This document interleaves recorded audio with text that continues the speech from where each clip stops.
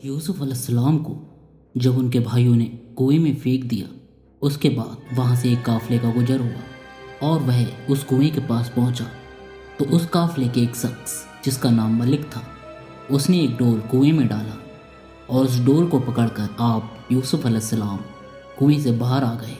यह देखकर आपके भाइयों ने मलिक से कहा, यह हमारा भागा हुआ गुलाम है, अगर तुम चाहो तो इसे हमसे खरीद सकते हो और इसको हम तुम्हें बहुत सस्ता बेच सकते हैं। और सिर्फ 20 दिरहम में आप अलैहिस्सलाम को आपके भाइयों ने बेच दिया। उसके बाद मलिक और उसके काफले ने मिस्र का रुख किया। मलिक ने मिस्र के बाजार में आपके फरोख्त का ऐलान कर दिया। इन दिनों मिस्र का बादशाह रयान बिन वलीद था और उसने अपने वजीर को मिस्र के खजाने सौंप दिए थे और मिस्र के लोग इसको अजीज़ मिस्र के नाम से पुकारा करते थे। जब अजीज़ मिस्र को पता लगा कि मिस्र के बाजार में एक बहुत ही खूबसूरत नौजवान को बेचा जा रहा है और उसकी बहुत बड़ी बड़ी बोलियां लगाई जा रही हैं, तो अजीज़ मिस्र हज़रत यूसुफ अलैहिस्सलाम के वजन बराबर सोना लेकर बाजार में पहुंच गया, जिसके बाद उसने हज़रत यूसुफ अलैहिस्सलाम को खरीद लिया और घर ले जाकर अपनी बीवी जुलेखा को दे दिया और कहा, इसे बहुत ध्यान से रखो।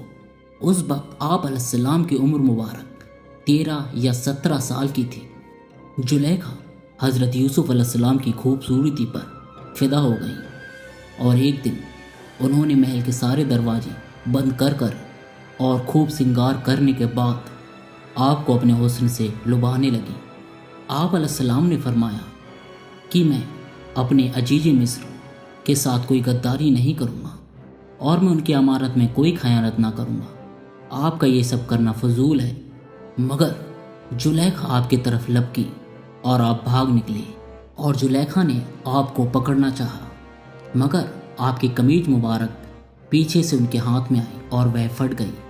दौड़ते दौड़ते जुलेखा दरवाजे तक पहुंच गई। उसी वक्त अजीज़ मिस्र महल में दाखिल हो गया और जुलेखा कहने लगी कि इस गुलाम की सज़ा यही है कि इसे कैद खाने में कैद कर दिया जाए या इससे भी कोई सख्त सज़ा दी जाए, क्योंकि इसने आपकी बीवी के साथ कुछ गलत करने की कोशिश की है। हज़रत यूसुफ अलैहिस्सलाम ने फरमाया, ऐ अजीज़ मिस्र, यह गलत बयानी कर रही हैं, यह मुझे लुभाने की कोशिश कर रही थी। इनसे बचने के लिए मैं भागा और यह मेरे पीछे भागी। यह सुनकर अजीज़ मिस्र बोला, ऐ यूसुफ अलैहिस्सलाम, मैं तुम्हारा कैसे भरोसा करूं?